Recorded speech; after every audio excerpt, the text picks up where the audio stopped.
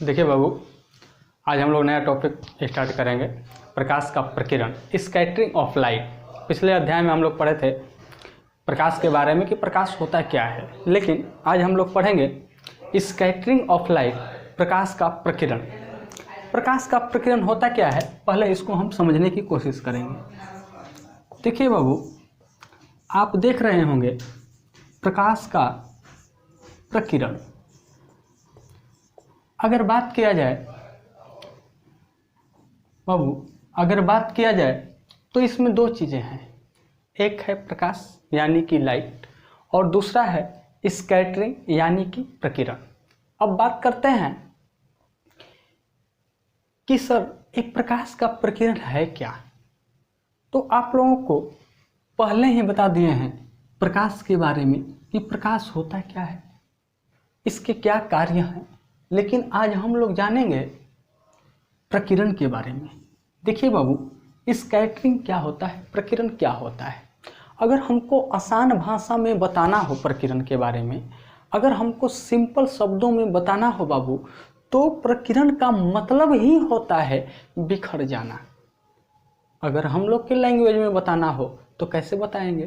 तो बाबू, अक्सर आप लोग गांव घर में सुने होंगे, जब झगड़ा होता है तो लोग कहते हैं कि मारो पनुआ की तरफ बिखर जीवो, छितरा जीवो, मारो पनुआ की तरफ छितरा जीवो।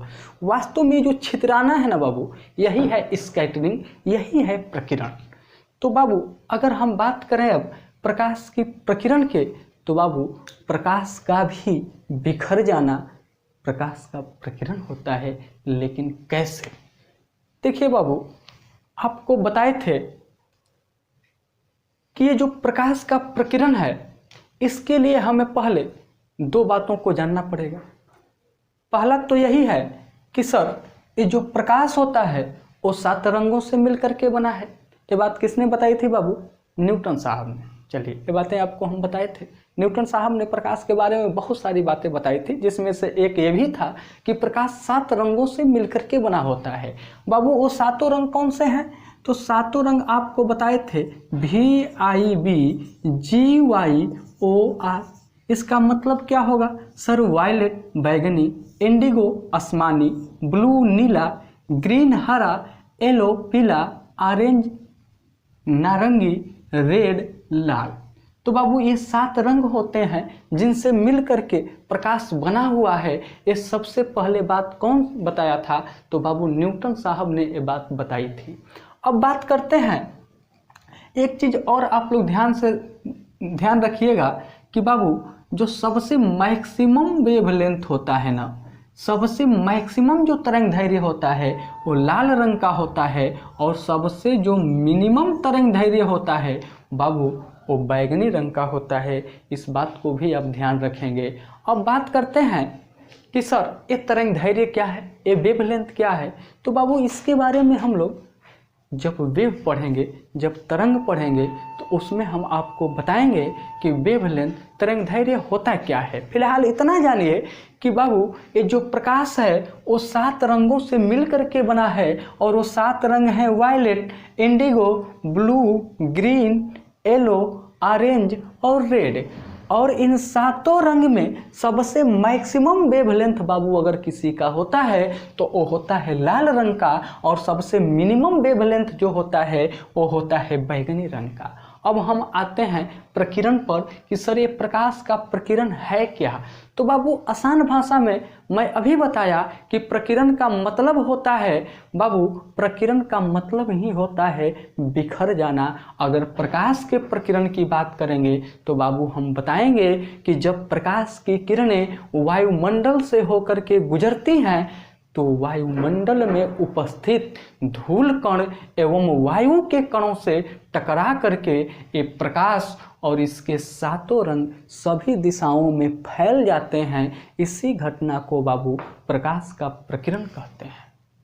बाबू ध्यान दीजिएगा, आपको बताए थे कि ये जो हमारा वायुमंडल है उसमें बहुत सारे एयर पार्टिकल हैं, बहुत सारे धूल डस्ट पार्टिकल हैं, इसके अलावा बहुत सारे जलवाष्प के कण हैं। और बाबू जब प्रकाश की किरणें इन सभी कणों से होकर के गुजरती है तो इन कणों से टकराती है और प्रकाश और इसके साथ साथ इसके सातों रंग ही सभी दिशाओं में क्या होते हैं, फैल जाते हैं और इस घटना को बाबू प्रकाश का प्रकीर्णन कहा जाता है।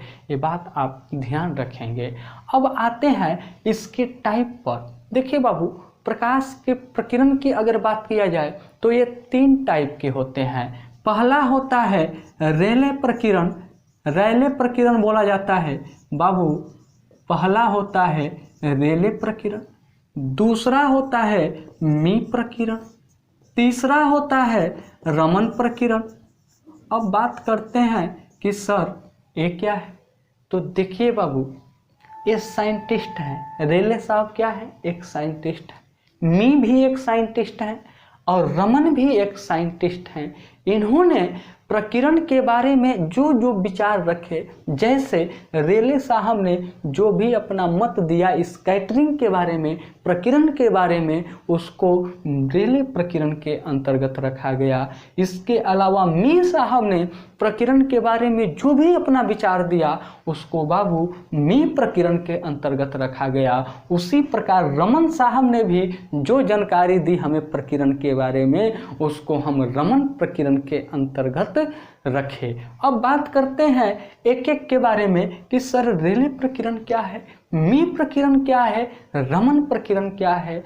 तो एक एक करके हम लोग इसको समझने की कोशिश करेंगे। सबसे पहले बाबू हम समझने की कोशिश करेंगे रेले प्रकीर्णन के बारे में। अब जानते हैं कि सर ये रेले प्रकीर्णन होता क्या है। तो देखिए बाबू, रेले के अनुसार रेले साहब ने कहा कि जो प्रकीर्णन होता है, यानी कि जो रेले प्रकीर्णन है बाबू, वो व्युत्क्रमानुपाती होता है बाबू, वो व्युत्क्रमानुपाती होता है 1/1 लेमडा पे पावर 4 का। अब आप लोग को लग रहा होगा कि सर ये बहुत ही खतरनाक शब्द लिख दिए, लेकिन कोई बात नहीं बाबू, हम इसको समझाने की कोशिश करते हैं। देखिए बाबू, बस इतना आप समझिए कि रेले साहब का जो प्रकीर्णन है वो व्युत्क्रमानुपाती होता है 1/, लेमडा पे पावर 4 के। और ये लेमडा क्या है बाबू, तो ये लेमडा है, अभी अभी बताए थे आपको, तरंगदैर्घ्य यानी कि वेवलेंथ। बाबू इस लेमडा को तरंगदैर्घ्य कहा जाता है, वेवलेंथ कहा जाता है। अब आप लोग बताइए कि अगर हम लेमडा के मान को इंक्रीज करेंगे तो प्रकीर्णन क्या होगा बाबू, डिक्रीज होगा। अगर लेमडा के मान को हम डिक्रीज करें तो प्रकीर्णन क्या होगा, इंक्रीज होगा। अब प्रकीर्णन का मतलब ही होता है बिखर जाना।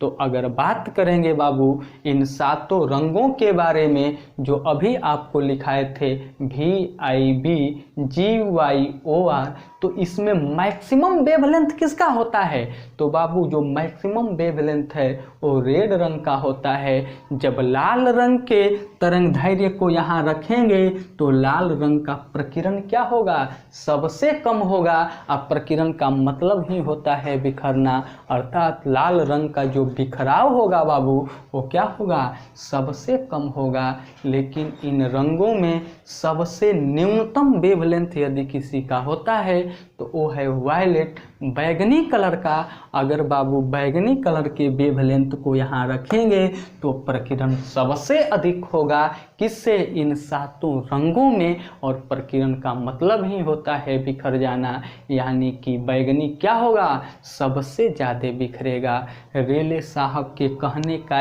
एक ही मतलब था कि जो स्कैटरिंग होता है, जो प्रकीर्णन होता है, वो वेवलेंथ पर निर्भर करता है। बाबू जिस रंग का वेवलेंथ जितना ही अधिक होगा उसका प्रकीर्णन उतना ही कम होगा, अर्थात वो रंग उतना ही कम बिखरेंगे। और जिस रंग का वेवलेंथ जितना ही अधिक होगा बाबू उसका प्रकीर्णन उतना ही कम होगा, अर्थात तो रंग क्या होंगे, उतना ही कम बिखरेंगे। अब बताइए कि इन 7 रंगों में सबसे अधिक प्रकीर्णन किसका होगा बाबू, तो बाबू अगर बात करेंगे इन सातों रंगों में, तो इस 7 रंग में सर मैक्सिमम वेवलेंथ होता है रेड का, अर्थात इसका प्रकीर्णन सबसे कम होगा, यानी कि प्रकीर्णन का मतलब ही होता है बिखराव, यानी कि सर लाल रंग सबसे कम बिखरेगा। और बैगनी का जो वेवलेंथ है, जो तरंगदैर्घ्य है, वो सबसे मिनिमम होता है, अर्थात प्रकीर्णन इन सातों रंगों में सबसे अधिक होगा। अब प्रकीर्णन का मतलब ही होता है बिखराव, तो बाबू सबसे अधिक कौन बिखरेगा? बैगनी रंग। सीधी सी बात है कि सर ये जो रेले साहब थे, इनके अनुसार जो प्रकीर्णन होता है वो वेवलेंथ पर डिपेंड करता है, वेवलेंथ यानी कि तरंगदैर्घ्य पर निर्भर करता है। लेकिन लेकिन लेकिन एक बात याद रखिएगा बाबू, ये हमेशा सत्य नहीं है। इसके लिए रेले साहब ने एक कंडीशन दिया, एक शर्त दिया। उन्होंने कहा कि ये जो प्रकीर्णन है यह तभी संभव है जब प्रकाश का तरंगदैर्घ्य है बाबू, जो प्रकाश का वेवलेंथ है, वो क्या होना चाहिए? अधिक होना चाहिए। किससे? जो कण हैं उनके साइज से। तो बाबू अगर कणों के आकार से प्रकाश का वेवलेंथ अधिक हो जाए तो फिर रेले के अनुसार प्रकीर्णन किस पर डिपेंड करेगा? वेवलेंथ तरंगदैर्घ्य पर निर्भर करेगा। क्या समझाया बाबू आपको मैंने सीधी सी बात बताई कि बाबू जो रेले प्रकीर्णन होता है वो वेवलेंथ पर निर्भर करता है। जिस रंग का तरंगदैर्घ्य यानी कि वेवलेंथ जितना ही अधिक होगा, उसका प्रकीर्णन यानी कि उसका बिखराव उतना ही कम होगा, और जिस रंग का वेवलेंथ जितना ही कम होगा उसका प्रकीर्णन उतना ही अधिक होगा, अर्थात उसका बिखराव क्या होगा बाबू? उतना ही ज़्यादा होगा।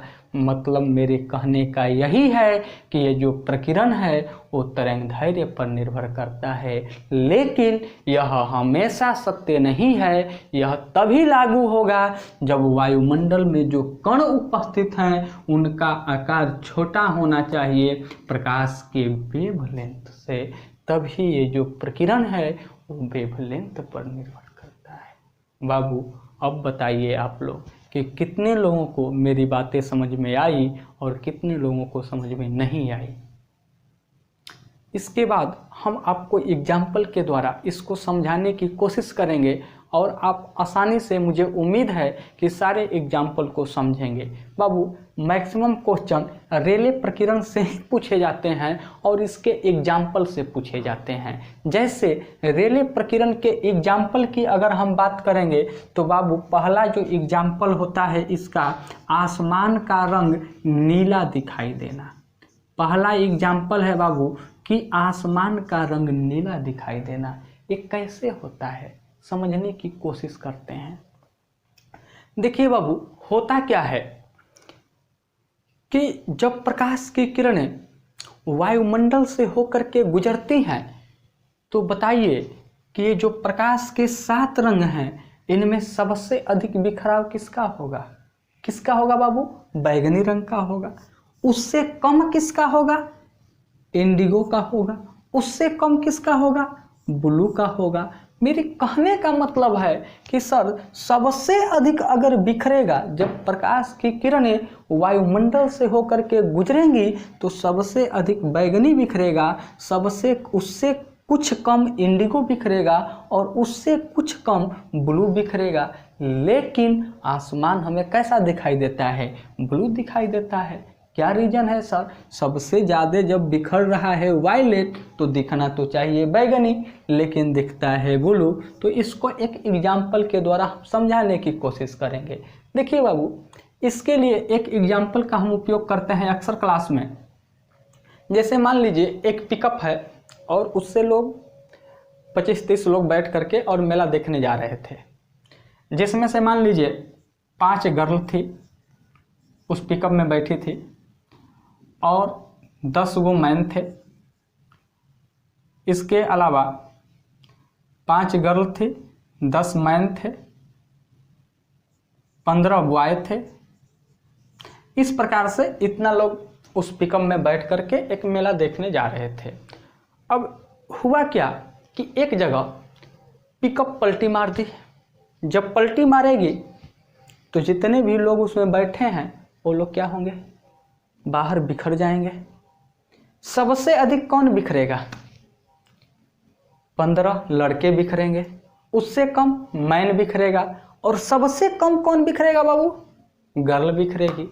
लेकिन मान लीजिए आप ही लोग की तरह कोई सभ्य इंसान कहीं से देख रहा है, उस सबसे पहले किसको उठाएगा, इसमें जो सबसे अधिक बिखरा है बॉय उसको उठाएगा, या मैन को उठाएगा, या गर्ल को उठाएगा। सही बोले, किसको उठाएगा बाबू, गर्ल को उठाएगा। क्यों उठाएगा, क्योंकि हम लोग गर्ल के प्रति ज़्यादा संवेदनशील हैं, महिलाओं के प्रति ज़्यादा संवेदना है। हम लोगों को लगता है कि कहीं इन्हें चोट न लग जाए, ये कमज़ोर होती हैं, इसलिए बिखरा है सबसे ज़्यादा बॉय, लेकिन उठाते हैं गर्ल को, क्योंकि हम लोग की जो संवेदनाएं हैं ज़्यादा संवेदनशील महिला के प्रति होते हैं। लगता है कि इन्हें ज़्यादा चोट लग गया होगा, इसलिए सबसे पहले हम गर्ल को उठाते हैं। ठीक उसी प्रकार अगर सबसे ज़्यादा बाबू बिखरेगा तो वो तो बिखरेगा बैगनी, उससे कम बिखरेगा इंडिगो, और उससे हल्का ही कम बिखरेगा ब्लू। लेकिन इन तीनों रंग में सबसे ज़्यादा संवेदनशील रंग होता है ब्लू,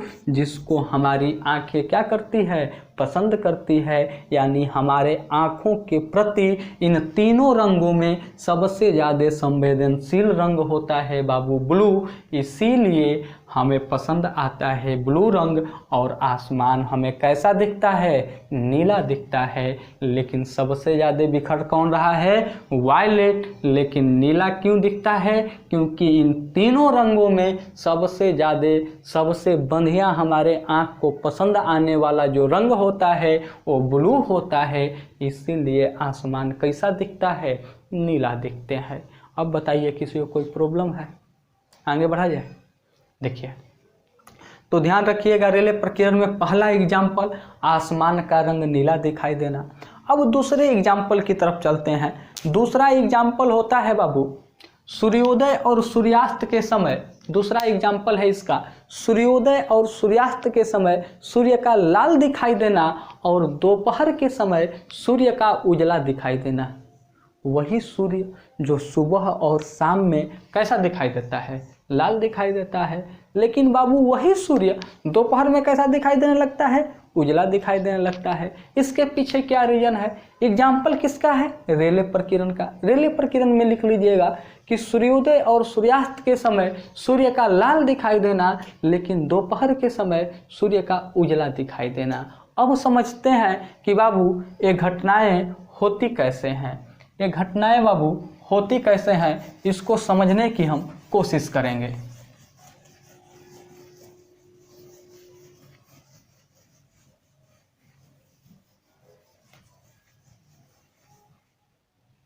मान लीजिए ये सुबह का समय है, मॉर्निंग, ये दोपहर का समय है, और ये इवनिंग का समय है। इस सुबह में हमारे सूर्य देवता हैं, ये दोपहर में हमारे सूर्य देवता हैं, और ये शाम में सूर्य देवता हैं, और ये नीचे हमारी प्यारी सी धरती माता है, जिस पर आप ही में से कोई व्यक्ति खड़ा है। मान लीजिए बाबू होगा क्या कि यहाँ से हम सूर्य को देख रहे हैं, सूर्य यहाँ से हमें दिखाई दे रहा है, दोपहर में भी दिखाई दे रहा है और शाम में भी दिखाई दे रहा है। अच्छा एक चीज़ बताइए तो, कोई भी वस्तु क्यों दिखाई देती है हमें? अगर ये हमें मारकर दिख रहा है तो क्यों दिख रहा है, क्या रीजन है? क्या प्रकाश की वजह से दिख रहा है?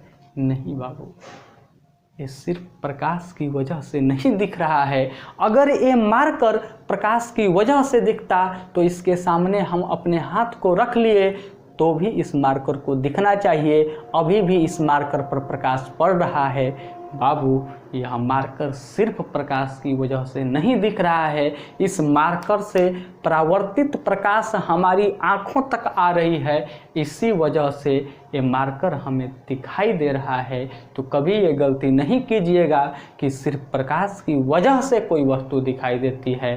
बाबू जब उस वस्तु से प्रकाश हमारी आँखों तक आता है तब वह वस्तु दिखाई देती है। अच्छा, इसी से रिलेटेड एक क्वेश्चन है, आप लोग के दिमाग में आना चाहिए कि सर अभी आप बताए कि प्रकाश जब 7 रंगों से मिल के बना है सर, और कोई भी वस्तु प्रकाश जब उससे टकरा कर हमारी आँख तक आता है तभी दिखाई देता है।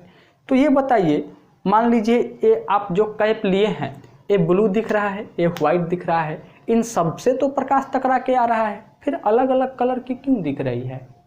देखिए बाबू, कोई भी वस्तु हमें उसी रंग की दिखाई देती है जिस रंग के प्रकाश को वो परावर्तित करती है। जैसे अगर ये नीला दिख रहा है तो बाबू इस पे जो भी रसायन लगे हुए हैं उसमें इसके पार्टिकल में ऐसा गुण पाया जाता है कि ये प्रकाश के 7 रंगों में से 6 रंग को ऑब्जर्व कर लेते हैं और जिस रंग को परावर्तित करते हैं वस्तु उसी रंग की दिखाई देती है। अगर ये नीला दिख रहा है तो यह प्रकाश के 7 रंग में से 6 को ऑब्जर्व कर लिया है और सिर्फ नीले को ही क्या करता है, रिफ्लेक्ट कर रहा है, इस वजह से नीला दिखाई दे रही है। एक क्वेश्चन भी पूछ दिया था रेलवे में कि जो ये घास होते हैं, घास के मैदान, वो हरे भरे क्यों दिखाई देते हैं? पहला ऑप्शन था हरे रंग के ऑब्जर्वेशन, दूसरा था हरे रंग का रिफ्लेक्शन, इसके अलावा 2-3 और ऑप्शन दिए गए थे। तो बाबू देखिए होगा क्या, अभी आपको बताए कि कोई भी वस्तु हमें जिस रंग के प्रकाश को परावर्तित करती है उसी रंग की दिखाई देती है। अगर वायुमंडल में जो पेड़ पौधे दिख रहे हैं ना बाबू, उसके पिगमेंट में ऐसे गुण पाए जाते हैं कि वह प्रकाश के 7 रंग में से 6 को ऑब्जर्व कर लेते हैं और सिर्फ हरे रंग को रिफ्लेक्ट करते हैं, परावर्तित करते हैं, इसीलिए वो हरा दिखाई देते हैं। अगर ये वस्तु आपको नीला ग्रीन दिखाई दे रही है, इसका मतलब है कि ये प्रकाश के 7 रंगों में से 6 को ऑब्जर्व कर ली है और सिर्फ नीले को क्या कर रही है, परावर्तित कर रही है। अब आपको लग रहा होगा कि सर ठीक है, आपकी बात मान लिए, प्रकाश में 7 रंग होते हैं, वो 6 को ऑब्जर्व करेगी, जिसको रिफ्लेक्ट करेगी उसी रंग की दिखाई देगी। लेकिन 7 रंग में तो सफ़ेद नहीं होता है, काला नहीं होता है, तो वस्तु हमें सफ़ेद और काला क्यों दिखाई देती है?